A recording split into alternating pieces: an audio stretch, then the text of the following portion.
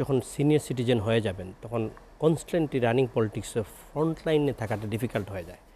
তার জন্য এদেরকে রাজনীতি থেকে আপনি এলিমিনেট করতে পারবেন না। তাই ওনাদের প্রয়োজন মনে আপনি আপার হাউসে নিয়ে যাবেন, ওদের টিং টাং হিসেবে রাখবেন, তাদেরকে আপনি ডে টু ডে আপনার থেকে নিতে পারবেন।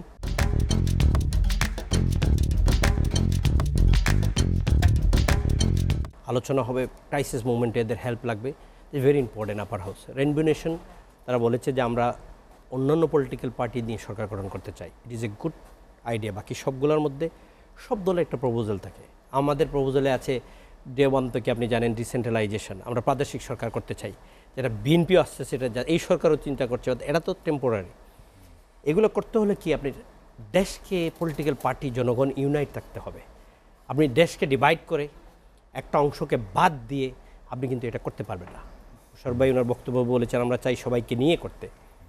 আওয়ামী লীগ যে ভুলগুলো করেছে সেই ভুলের জন্য তাদের সাজা দিতে হবে, কিন্তু দল হিসাবে আওয়ামী লীগকে টোটালি যদি আপনি এলিমিনেট করে ফেলেন তাহলে এই যে তাদের যে নীরব সমর্থক যারা, এরা কোথায় যাবে? আন্ডারগ্রাউন্ডে যাবে? নকশাল পার্টি তৈরি করবে? আগামীতে আমাদের ইলেকশনে যাবে, আমাদের বিভিন্ন রাজনৈতিক দলের কর্মীরা তাদেরকে মারবে, সেই রাস্তা তৈরি করতে চাচ্ছেন? এটা তো আরও বড় বৈষম্য এবং আরেকটা দেশকে অস্থিতিশীলতার দিকে নিয়ে যাওয়ার আরেকটা পায় তারা। দেখেন আরেকটা প্রপোজাল তারা হাসির পাত্র করছে, বলছে ভোটের অধিকার নিয়ে আসতে হবে এজ অফ 17। প্রার্থী হবে 21 বছরে। যেটি আপনাকে বলছি আমি 21 বছর 17তে আপনি নিয়ে আসতে যাচ্ছেন ভোটারদের। আপনি ইউনাইটেড নেশনের মেম্বার, ইউনাইটেড নেশনে এটা আইনে বলে দেওয়া হয়েছে, যারা সিগনেচারি আছে, যে প্রত্যেকজন 18-এর নিচে পর্যন্ত সবাইকে শিশু বলা হয়। তা আপনি শিশুকে এখন ভোটার বানাতে চাচ্ছেন? মানে ম্যাচুর যে লোক হয় নাই, মোশাররফ ভাইকে ভোট দিবে আমাকে না, বা ইসরার সাহেবকে দিবে না, আপনাকে দিবে, যে বোঝার ক্ষমতা 18 বছর পরে গিয়ে একটু হচ্ছে ভোট দেওয়ার, তাকে আপনি 17তে নিয়ে আসতেন। তাহলে শিশুকে আপনি সংবিধানে কন্ট্রাডিক্টরি, এটা আপনার সংবিধানে বলা আছে 18-এর পরে এটা করা হবে, তা 17তে কেমনি নিয়ে আসবেন আপনি?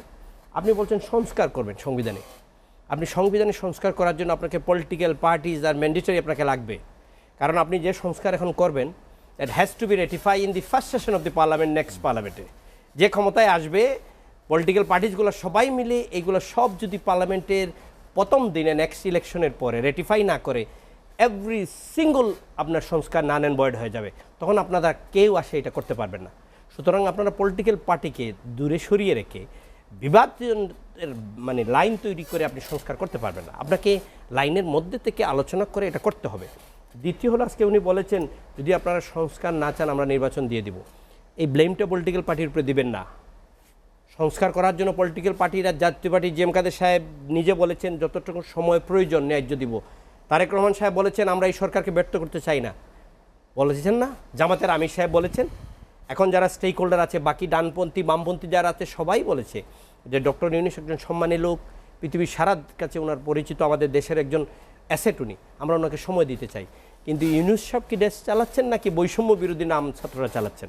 আন্দোলনের সময় বলেছেন দালালি না রাজপথ, রাজপথ, রাজপথ। এখন দালালিও চলছে, রাজপথও চলছে, কোনটা নিয়ে আসেন? একটা কোম্পানির ভাই আপনার চেয়ারম্যান এনএমডি, আর আপনি ওই কোম্পানিতে আছেন, কোনো ক্ষমতা আছে এই কোম্পানির কোনো স্টাফ আপনার সাথে কোনো ব্যবহার করা? দ্যাট ইজ হোয়াট দিস বৈষম্যবিরোধী ছাত্ররা নিচ্ছেন।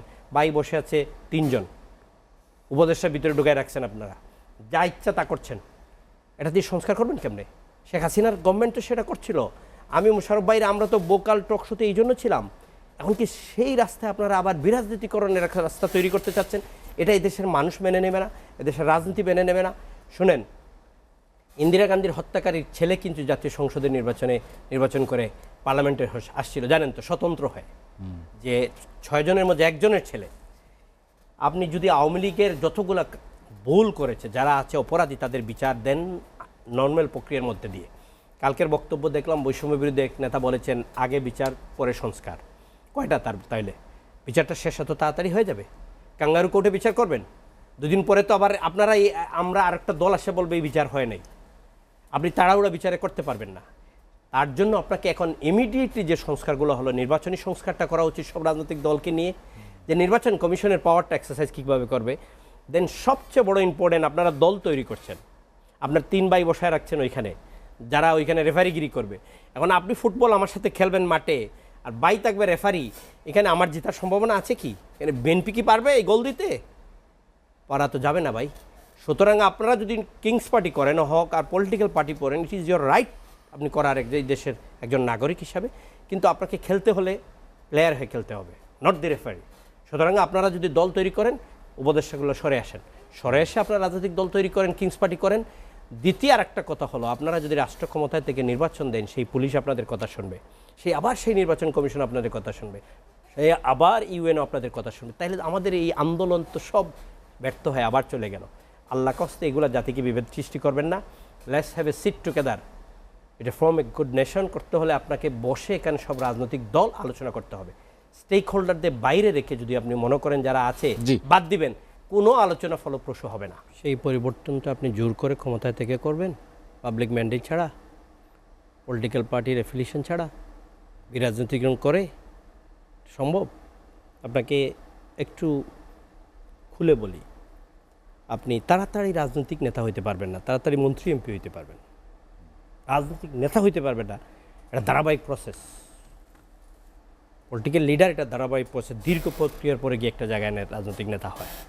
কিন্তু আপনি হাইব্রিড আওয়ামী লীগের মতো অনেকটা ধরে এনে এমপি মন্ত্রী করতে পারবেন।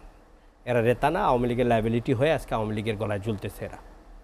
আপনি যদি সেই রকম কোনো চিন্তাধারা করেন, করতে পারেন, ফর টাইমিং করতে পারেন।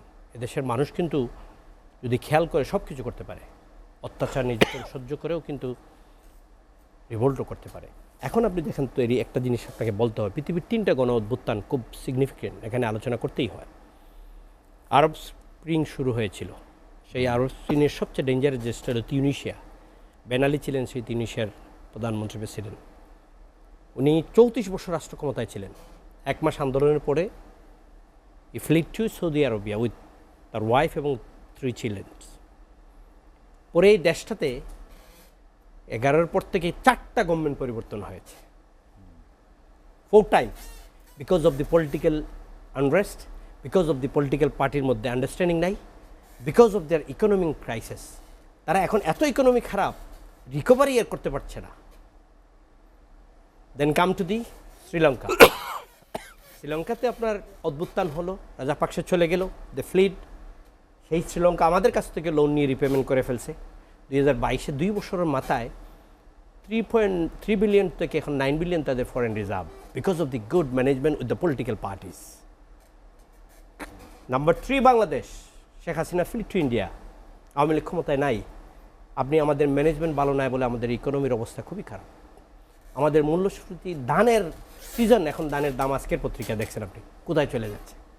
আপনি ঢাকা শহরে বাইর হইলে আপনি গাড়ি নিয়ে যেতে পারবেন না আপনার গন্তব্যস্থানে on time, because there is no আইন, মানে ল অ্যান্ড অর্ডার টোটালি নাই, রোডস উইদাউট ল, কিচ্ছু নাই। কেন নাই? আপনি ফিক্স করেন আইন শৃঙ্খলা, পলিটিক্যাল পার্টির শেল্টার নেন, দে উইল হেল্প ইউ। আপনি পলিটিক্যাল পার্টির সাথে আলোচনা করে আপনি বলছেন যে না, আইন শৃঙ্খলা আস্তে আস্তে ঠিক হয়ে যাবে। পুলিশ এইভাবে দাঁড়াই থাকে, সামনে ট্রাফিক লেগে আছে, তার মনে হয় আমার এখানে কী দরকার যাওয়ার। পুলিশ মনোবলটা ফিরিয়ে আনেন। সেই মনোবলটা ফেরানোর জন্য আপনাদের বক্তব্য চেঞ্জিং আসতে হবে। আপনি দেশের রাজা তো না, পলিটিশিয়ান কি দেশের রাজা? রাষ্ট্র ক্ষমতার দ্বারা আছে, এটা কি দেশের রাজা মানুষ প্রজা মনে করে?